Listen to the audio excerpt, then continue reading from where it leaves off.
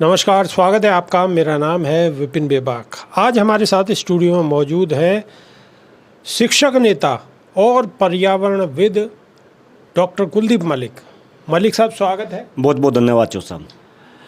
मलिक साहब, जैसे आप सबको, हम सबको मालूम है कि बीजेपी हमेशा से जनसंख्या नियंत्रण की बात कहती रही है और इसके पक्षधर रही है कि जनसंख्या नियंत्रण होना चाहिए और उस पर कानून लाने की भी बहुत कई बार बात की है। लेकिन अब ताज़ा मामला है जो एनडीए का घटक दल है, चंद्रबाबू नायडू, आप जानते ही होंगे भली भांति। उनका एक बयान आया है। उन्होंने कहा है कि हर इंसान को अधिक से अधिक बच्चे पैदा करने हैं और A.K. स्टालिन ने उसका समर्थन किया। उन्होंने कहा है कि 16 बच्चे कम से कम पैदा करने चाहिए और जो ज़्यादा बच्चे पैदा करेंगे उन्हें ही इलेक्शन में भी उन्हें कहीं ना कहीं सपोर्ट दिया जाएगा। वही चुनाव लड़ने में सक्षम होंगे जिनके ज़्यादा बच्चे होंगे। आप हमेशा से इसके विरुद्ध रहे, हमेशा आपने जनसंख्या नियंत्रण की बात करी है, कैसे देखते हैं? जी चौ साहब, बिल्कुल सही कहा आपने। डॉक्टर कुलदीप मलिक एक ऐसा इंसान है जिसके 4 मुद्दे हैं: शिक्षा का, स्वास्थ्य का, पर्यावरण का और देश की बढ़ती जनसंख्या का। और अगर हम इन मुद्दों की बात करें तो इसमें बढ़ती जनसंख्या का मुद्दा बहुत ही बड़ा मुद्दा है देश में। अगर आप आंकड़ों की भी बात करें, मैं तो अलग अलग मंचों से इस बात को समझाने की कोशिश करता हूं कि पूरे विश्व का जो भूभाग हमें मिल रहा वो 2.4%, जो पीने का पानी मिल रहा वो 5%, जो वन क्षेत्र है वो 2.8%, लेकिन पूरे विश्व की जनसंख्या हमारे पास है लगभग 17 से 18%। यानी कि संसाधन हमारे पास कम और जनसंख्या ज़्यादा है। तो कहीं ना कहीं जनसंख्या को कंट्रोल हो और कंट्रोल करने के लिए देश में जनसंख्या नियंत्रण कानून बने, ऐसी हम लोग पिछले कई वर्षों से जो है मांग कर रहे थे। और उसके पक्ष में पूरे हिंदुस्तान के अंदर भाई एक आंदोलन भी चला। उस आंदोलन में भी बढ़ चढ़ के मेरी हिस्सेदारी थी, इसमें कोई बताने की जरूरत नहीं। लेकिन जिस तरीके से ये बयान सामने आ रहे हैं, और ख़ास तौर से आपने एक बात और कही कि भारतीय जनता पार्टी भी इस बात का समर्थन कर दी थी, ये भी बात बिल्कुल सही है। और ख़ास तौर से जब देश में 2014 में भारतीय जनता पार्टी की सरकार बनी, आदरणीय मोदी जी देश के प्रधानमंत्री बने, तो तब से ये कयास लगाए जा रहे थे कि अब जनसंख्या को कंट्रोल करने के लिए सरकार कुछ कड़े कदम उठाएगी और कोई कानून बनाएगी। और उसका इशारा देश के प्रधानमंत्री ने तब दिया जब लाल किले के प्राचीर से देश के प्रधानमंत्री ने यह बात कही कि जो इस देश में कम बच्चे पैदा करते हैं वे देशभक्त है। तो तब तो ऐसा होगा भाई, जब नेक्स्ट टाइम प्रधानमंत्री जी लाल किले से बोलेंगे तो कहीं ना कहीं देश में जनसंख्या नियंत्रण कानून लागू हो चुका होगा। लेकिन दुर्भाग्य है देश का ऐसा हो ना सका। और अब इस तरीके की जो ये बयानबाजी आई, जैसा आपने बताया, अभी चंद्रबाबू नायडू जी ने बयान दिया, स्टालिन ने बयान दिया, भाई अपने आप में बहुत ही बड़ा दुर्भाग्य है। और उन्होंने ऐसा बयान क्यों दिया, हमें यह भी समझना पड़ेगा। वो जो बयान दे रहे वो अपने राज्य की सिचुएशन को देखते हुए बयान दे रहे। लेकिन मेरा ऐसा मानना है कि राज्य से ऊपर देश है, देश सर्वोपरि है। आज जनसंख्या को लेकर जिस तरीके का हाहाकार, मैं उनके राज्य की सिचुएशन समझ सकता हूं और मैं ये भी एक्सप्लेन करूंगा कि भाई उन्होंने ये बयान क्यों दिया।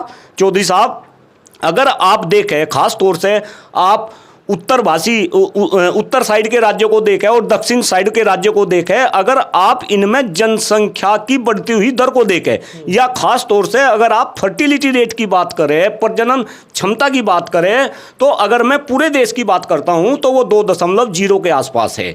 लेकिन अगर मैं नीचे दक्षिण में चला जाऊं तो वहां दक्षिण के कुछ राज्यों में फर्टिलिटी रेट 1.4, और अगर मैं उत्तर के राज्य में आऊं तो यहाँ बिहार की अगर बात करूं तो बिहार में फर्टिलिटी रेट 3.0। अगर मैं यूपी की बात करूं तो यूपी के अंदर फर्टिलिटी रेट 2.4। यानी कि जो उत्तर के राज्य है, जो हिंदी भाषी राज्य है, उनमें जनसंख्या ज़्यादा स्पीड से बढ़ रही, और जो दक्षिण के राज्य है उनमें जनसंख्या कम स्पीड से बढ़ रही। और अब जो राजनीति के अंदर लोग हैं वे इस बात को समझ रहे हैं कि 2026 में जो लोकसभा है उनका परिसीमन होना, और लोकसभा का परिसीमन केवल और केवल जनसंख्या के आधार पर, और ऐसे क्यास लगाए जा रहे कि जो आप सपोज उत्तर प्रदेश की बात करो, बिहार की बात करो, गुजरात की बात करो, जितने भी हिंदी भाषी राज्य है इनमें लोकसभा की सीटें ज़्यादा होगी। और जो दक्षिण के राज्य है, चूंकि वहाँ जनसंख्या कम हो रही, वहाँ लोकसभा की सीटें या तो एज इट इज रहेगी या कुछ राज्यों में तो कम भी हो जाएगी।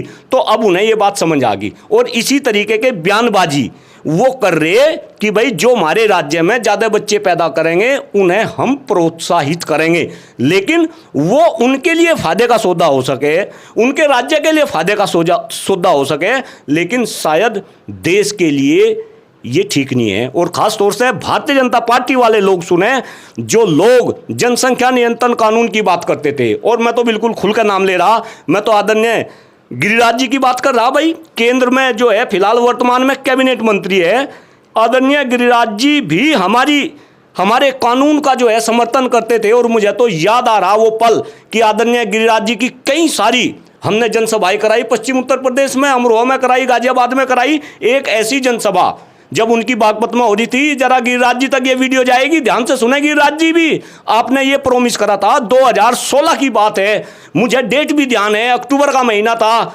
आपने बागपत के ऐतिहासिक पृथ्वीराज डिग्री कॉलेज में ये घोषणा करी थी कि अगर 2019 से पहले मोदी सरकार ने जनसंख्या नियंत्रण कानून ना बनाया तो मैं राजनीति छोड़ दूंगा और मैं आंदोलनकारी बन जाऊंगा।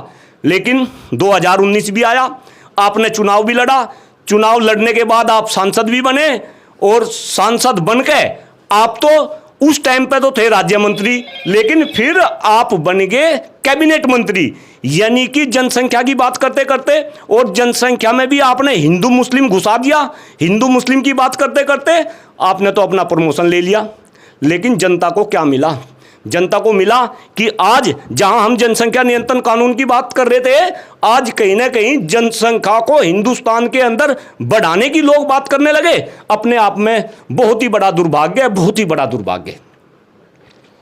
तो मलिक साहब, अगर इस तरीके की ये बयानबाजी जो चल रही है कि भाई स्टालिन साहब कह रहे हैं कि 16 बच्चे होने चाहिए, नायडू जी कह रहे हैं कि उन्हें जो है ख़ास तौर से जो चुनाव लड़ेंगे उन्हें इसमें प्रमुखता से उन्हें जगह मिलेगी, तो अगर बात जनसंख्या की ना करके अगर बात बेरोज़गारी की जाए, स्वास्थ्य की जाए, पर्यावरण की जाए तो ज़्यादा बेहतर है। नहीं चौधरी साहब, आपने बिल्कुल सही कहा। और मैं आपको एक बात और बता दूं, जिन मुद्दों की आप बात कर रहे हैं, आप बेरोजगारी की बात कर रहे हैं, आप स्वास्थ्य की बात कर रहे हैं, आप पर्यावरण की बात कर रहे हैं, आप जितनी भी समस्याएं हैं इस देश में वो कहीं ना कहीं जनसंख्या से लिंक है।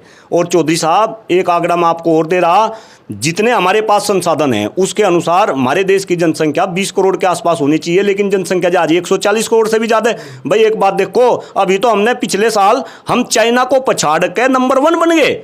चाइना को पछाड़ के हम पूरे विश्व में नंबर 1 पे चले गए। अगर आप चाइना की भी बात करो तो चाइना ने कब से जनसंख्या नियंत्रण कानून बना रखा, 70 के दशक से। और अगर आप आंकड़े वाइज देखें, अगर चाइना में वो जनसंख्या नियंत्रण कानून ना बनता तो चाइना के अंदर आज 60 करोड़ लोग और ज़्यादा पैदा होते, तो चाइना की आज जो पोजीशन है वो पोजीशन ना होती। अब देख लो चाइना का कितना दबदबा है। भाई हमारे यहाँ तो जिस देश में 80 करोड़ लोगों को प्रधानमंत्री मुफ्त में राशन बांट रहे हो, यानी कि हम जनसंख्या तो बढ़ाते जा रहे और वे अपना पेट नहीं पाल सकते, उस देश में इस तरीके की बात हो, अपने आप में बहुत ही बड़ा दुर्भाग्य है। और चौधरी साहब, जहां तक जनसंख्या बढ़ाने की भी बात है, देखो आपको एक बहुत इंटरेस्टिंग बात बता रहा, और खास तौर से हिंदुस्तान के लोग इस बात को समझे, इस देश में जो लोग ज़्यादा बच्चे पैदा करके उनका लालन पोषण अच्छे से कर सके वे तो कम बच्चे पैदा कर रहे, और जो लोग अपना खुद का पेट भी नहीं भर सकते वे जो है ज़्यादा बच्चे पैदा कर रहे। और हम जो कम बच्चे पैदा करने वाले हैं, हम ये नहीं समझ रहे कि आने वाले टाइम में उनके बच्चे कहीं ना कहीं हमारे संसाधनों पर कब्जा करेंगे। भाई एक बात बताओ, हवा है, पानी है तो सबके है ना, तो कहीं ना कहीं जो जनसंख्या का असंतुलन है, कृपा करके मेरी बात को जरा दूसरे एंगल से ना देखें, क्योंकि कुछ बुद्धिजीवी लोग इसे हिंदू मुस्लिम में लेके जाएंगे। मैं तो ये कह रहा, जो लोग संपन्न हैं उन्हें ज़्यादा बच्चे पैदा करने चाहिए, और जो संपन्न नहीं है उन्हें कम बच्चे पैदा करने चाहिए। लेकिन देश में उल्टा हो रहा। इनफैक्ट अब तो जो संपन्न लोग हैं उनके यहाँ तो कल्चर ये चल गई कि वे तो बच्चा ही पैदा करना नहीं चाह रहे, वे तो बच्चे को अडॉप्ट बच्चा कर लेते हैं। तो आप एक बात बताओ, जब इस तरीके की सोच हो जाएगी तो कैसे ये देश आगे चलेगा। और ख़ास तौर से मैं फिर कह रहा कि जो ऐसी बयानबाजी हो रही, इस बयानबाजी से बिल्कुल स्पष्ट है कि इस देश के नेता, और नेता भाई किसी भी पार्टी से हो, उन्हें केवल और केवल अपना हित चाहिए, अपनी पार्टी का हित चाहिए, उन्हें देश से कोई भी मतलब नहीं है। अच्छा मलिक साहब, आपने गिरिराज सिंह का जिक्र किया, केंद्रीय मंत्री हैं, बड़े ओहदे पर हैं, बड़े नेता हैं। बिहार में इस टाइम वो हिंदू स्वाभिमान यात्रा भी निकाल रहे हैं, और उनकी यात्रा में एक धर्म विशेष के लिए कुछ ऐसे चीज़ें सामने निकल के आई हैं कि जो बड़ा वीडियो वायरल हो रही हैं। आजकल वो हिंदुओं की बात ज़्यादा करते हैं, जनसंख्या की बात कम करते हैं। देखिए चौधरी साहब, मैं आपको ये बताऊं कि गिरिराज जी आज हिंदू की बात नहीं कर रहे, और आप तो इस वजह से कर रहे हैं चूंकि बराबर में जो राज्य है वहाँ पे जो है झारखंड में चुनाव होने वाले। भाई गिरिराज जी की तो राजनीति केवल और केवल हिंदुत्व पर टिक रही। भाजपा वाले तो उन्हें हिंदुत्व का चेहरा बनाकर आगे पेश कर रहे। लेकिन मैं पूछना चाह रहा भाजपा वालों से भी और आदरणीय गिरिराज जी से भी, गिरिराज जी एक ऐसे शख्स है जिनके साथ में मैं बहुत ही क्लोजली काम किया, और जबरदस्त आपके अंदर जज्बा होना चाहिए अगर आप ऑन कैमरे के ऊपर इस तरीके की बात बोलते हैं। अगर गिरिराज जी हिंदुत्व की बात कर रहे हैं और वो बिहार में जो है हिंदू स्वाभिमान एकता या हिंदू एकजुटता जो है यात्रा निकाल रहे, क्यों भाई गिरिराज जी जनसंख्या नियंत्रण कानून क्यों नहीं बना अब तक देश में? आपकी रिस्पॉन्सिबिलिटी थी। याद करो अमरोहा की सभा, याद करो गाजियाबाद की सभा, याद करो बागपत की सभा। किस तरीके से हम जैसे क्रांतिकारियों ने अपना घर बार त्याग के और हमने कैसी कैसी सभा कराई आपकी, और आप केवल और केवल उन सभाओं में भी उसे जनसंख्या नियंत्रण कानून को हिंदू मुस्लिम पे लेते रहे, हिंदू मुस्लिम पे जो है डाइवर्ट करते रहे। कहीं ना कहीं आने वाली पीढ़ी, आदरणीय गिरिराज जी, अगर इस देश में जनसंख्या कंट्रोल ना हुई और जनसंख्या कंट्रोल को लेकर जब आपका नाम आएगा तो आने वाली पीढ़ी आपको शायद माफ नहीं करेगी। मैं आपसे निवेदन कर रहा, जब आपको कभी फुर्सत हो सोने से पहले एक बार सोचे किस तरीके से हम जैसे लोगों ने, और पता नहीं कितने लोग, मैं किस किस का नाम गिनवाऊं, मैं नाम गिनवाना यहाँ पे नहीं चाहता। याद करो आदरणीय अनिल चौधरी जी को, ममता साइगल जी को तो इंटरनेशनल बहन बना रखा आपने, और पता नहीं कितने क्रांतिकारी भाई, मैं किन किन के नाम गिनवाऊं, अरे सबने कितना स्ट्रगल करा। आदरणीय अनिल चौधरी भाई साहब कितनी बार अनशन पे बैठे, अभी भी उन्होंने गाजियाबाद में अनशन करा, अपनी जान पे खेल गए। लेकिन आपको केवल और केवल हिंदू मुस्लिम करना, आपको इस देश को गुमराह करना। अगर आपको इस देश में हिंदू भी सुरक्षित चाहिए, मुस्लिम भी सुरक्षित चाहिए, सिख भी सुरक्षित चाहिए, ईसाई भी सुरक्षित चाहिए, तो आपको हिंदू मुस्लिम नहीं करना, आपको इस देश में जनसंख्या नियंत्रण कानून बनाना, आपको इस देश में सम शिक्षा व्यवस्था लागू करनी। आप तो इस्लाम की बात करते हैं, आप तो इस्लामीकरण की बात करते हैं, क्यों भाई सम शिक्षा व्यवस्था क्यों नहीं लागू करते? हिंदू का बच्चा, मुस्लिम का बच्चा, सिख का बच्चा, ईसाई का बच्चा, सारे बच्चे एक जगह क्यों नहीं पढ़ते? कहीं ना कहीं आपको इन मुद्दों पर काम करना पड़ेगा। और आदरणीय गिरिराज जी, कहीं ना कहीं आपकी चाल को भी अब जनता समझेगी। मैं खुद कह रहा, मैं तो आपके साथ काम कर रहा था, आपका ही गुणगान कर रहा था, लेकिन आज कहीं ना कहीं मैं आपके विरोध में बोल रहा। कृपा करके ध्यान दे, आप हिंदू मुस्लिम करके आप छोटे टर्म की राजनीति तो कर सकते हैं और उसमें आपको सफलता भी मिल सकती है, और आपको सफलता मिल भी रही। भाई सफलता मिल रही, आप तो जो है सांसद बने, सांसद से राज्य मंत्री बने, अब कैबिनेट मंत्री बन गए, और आगे ऐसा हो सके कि आप, हो सके भगवान करे, आप देश के प्रधानमंत्री बन जाओ। लेकिन इससे आपका व्यक्तिगत भला हो सके, इससे देश का कोई भला नहीं होने वाला, इससे राष्ट्र का कोई भला नहीं होने वाला, इससे हिंदू का कोई भला नहीं होने वाला, इससे मुसलमान का कोई भला नहीं होने वाला, इससे सिख का कोई भला नहीं होने वाला, इससे ईसाई का कोई भला नहीं होने वाला। कृपा करके आप इस बात को सोचें, और हिंदुस्तान के 143 करोड़ लोग भी इस बात को सोचें। तो मलिक साहब ने बड़ी स्पष्टता से अपनी बात रखी है, और बिल्कुल सही भी कहा है कि हिंदू मुस्लिम करके देश का भला नहीं हो सकता, प्रदेश का भला नहीं हो सकता, किसी का भला नहीं हो सकता। तो अगर वीडियो आपको सही लगी और अच्छी लगी है तो कमेंट अवश्य करिएगा, और अगर कर सकते हैं तो वीडियो को शेयर भी कीजिएगा। बहुत बहुत शुक्रिया, धन्यवाद, नमस्कार। बहुत बहुत धन्यवाद चौधरी साहब।